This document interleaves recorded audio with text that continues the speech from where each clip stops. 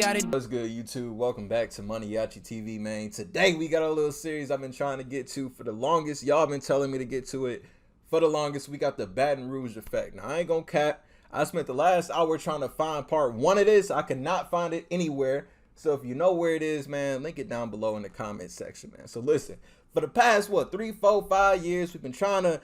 Everybody's been wondering about the beef between TBG and NBA, the beef between Fredo Bang and G Money and NBA Youngboy. What's been going on with it, man? So listen, y'all said this series gonna give me a clear image about everything that's going on. I already know the two sides don't like each other at all. And the other day, man, real quick, I did a reaction to a Fredo Bang interview that he did with Bootleg Kevin. He said, you know, he's open to working with Youngboy. He said this also to DJ Vlad. He said it to DJ Ghost. You know, everybody always asks Fredo Bang about that whole issue, and you know, yeah, he's gonna say he ain't got an issue with Youngboy because it's deeper than rap. It's street politics, man. He gonna keep it G. He ain't gonna let the street issues become public because, you know, the feds always watching. Although in that interview, it would be a big business move, like Fredo Bang said, but will it happen? I don't think it will. I don't think it'll happen, man. We already know how deep it is at this point, man. It's deeper than music right now, man. So we ain't gonna waste no time, though. We gonna get into it right now here on MANIACITV. We got the second chapter. Let's go.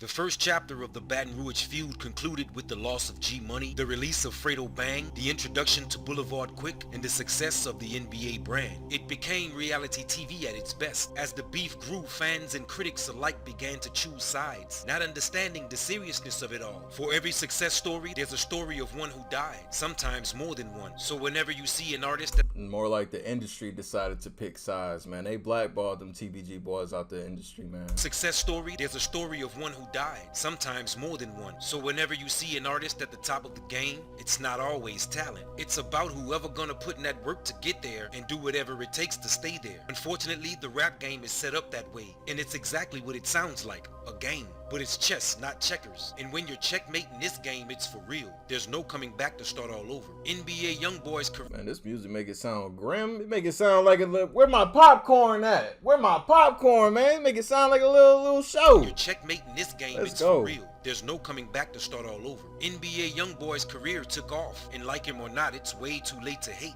He's reached household name status nationally and internationally, and has sustained himself a position in the industry. Meanwhile, after his release from prison, Fredo Bang hit the scene and picked up the TBG torch and ran with it. At the same time, Boulevard Quick had surfaced as one of TBG's top representatives, and they both instantly became a product of the Baton Rouge feud. Let's get involved. Man,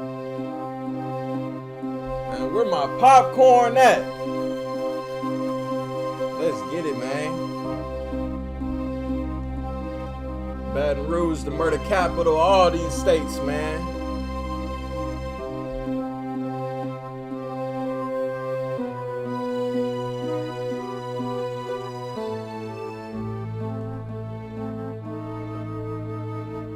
Man, it's almost like No Limit versus Cash Money. Just a modernized, little more of a street version of it, man. Let's get it.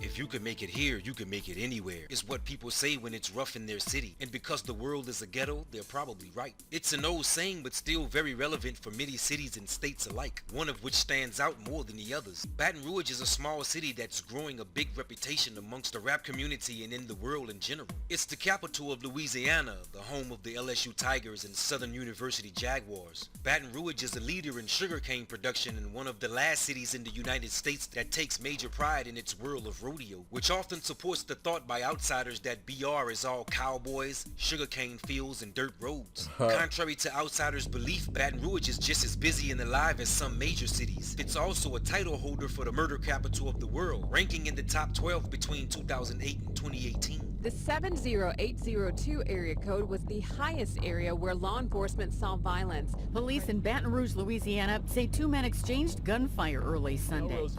Crime is not a new phenomenon here in Baton Rouge. Thanks to the rap game, the world is orientated on the nature of a city through its rappers. And through each rapper's story, we all get a glimpse of what it's like in that city. In the early 2000s, Lil Boosie and Webby painted a raw picture of Baton Rouge. Boosie and Webby, the OGs in this, man. I say, you know, Boosie had a lot of influence on, you gotta admit, Boosie had a lot of influence on not just Youngboy and Fredo, but a lot of rappers from Louisiana as a whole, man. In the early 2000s, Lil Boosie and Webby painted a raw picture of Baton Rouge for the world to see. And even though we enjoyed it, it wasn't pretty. Poverty, struggle, and hustle was the striking reality, and the results were always the same. Jail time, street beef, and ultimately murder. Fast forward to years later, and out of all the things that changed, there was one thing that remained the same, and that's the crime-ridden street element. Something the new wave of Baton Rouge rappers knew all about. That's why niggas playing, I don't blow up in this music.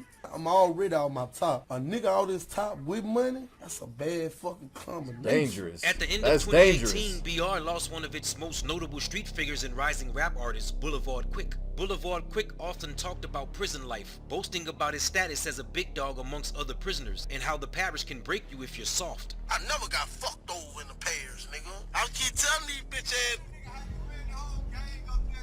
Hey, come here. Man, Boulevard Quick, man. He was a real soldier, man, for real. After G passed, Boulevard Quick, he was a soldier for Fredo, man, for real. I put a lot of you bitch ass niggas on that panic button, man. Louisiana is divided into parishes. A parish is simply a city, and East Baton Rouge Parish Prison has jurisdiction anywhere in the parish. In early 2018, the East Baton Rouge Parish Prison, man. I would not want to, man, listen. East Baton Rouge Parish Prison has jurisdiction anywhere in the parish. In early 2018, the prison was labeled a debt trap after studies showed there were 25 deaths in the prison between 2012 and 2016. The prison conditions are inhumane, officially making it a living hell, but that never stopped it from keeping a packed house. And if there's anything all Baton Rouge got Boosie, Main Music, Fredo Bang, NBA Youngboy, so they was all locked up in that prison, man. This is why everybody's such a hard body in Baton Rouge, man. But that never stopped it from keeping a packed house. And if there's anything all Baton Rouge rappers have in common,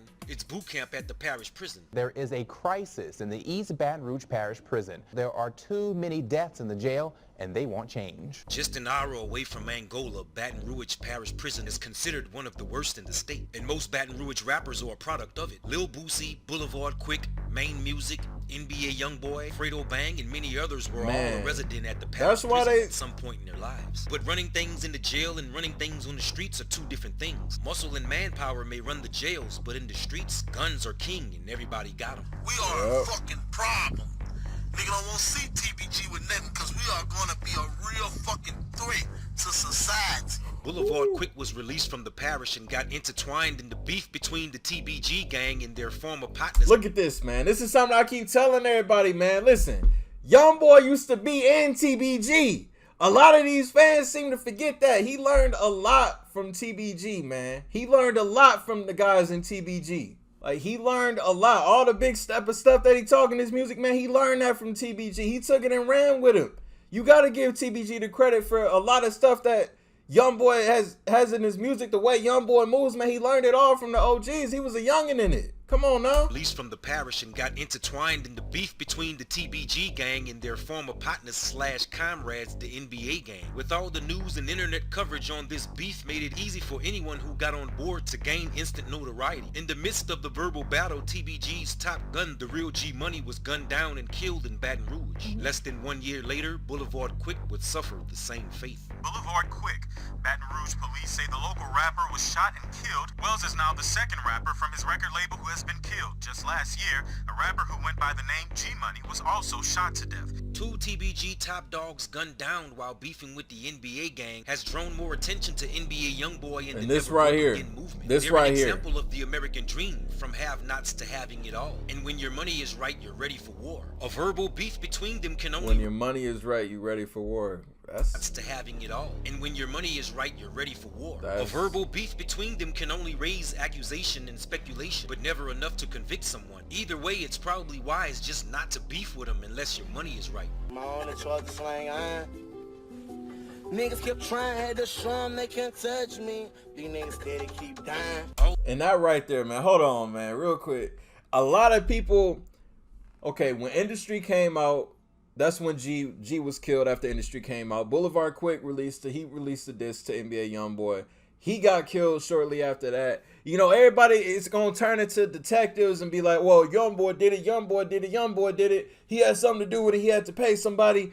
Man, come on now. You got to keep it silent. Now, Fredo Bang, he could have been out here like, oh, yeah, I think Youngboy did it. He ain't going to do that.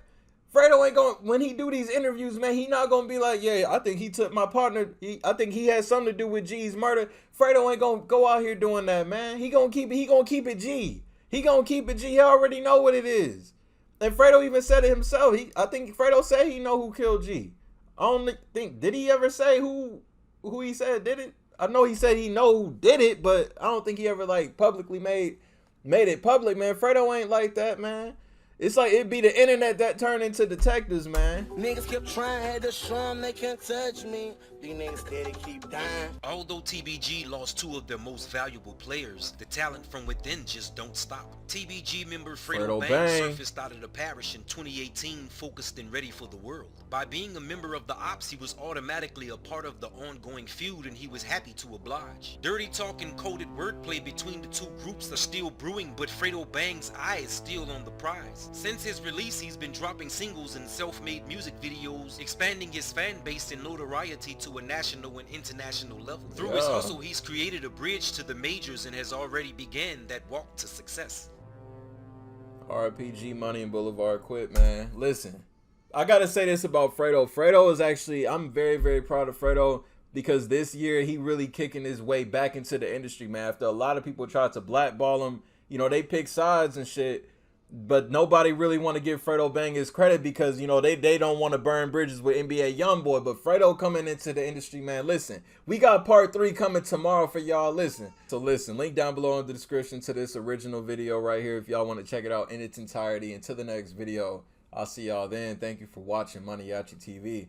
I'm out. I ain't gotta do too much. I swear that these niggas, they be doing too much.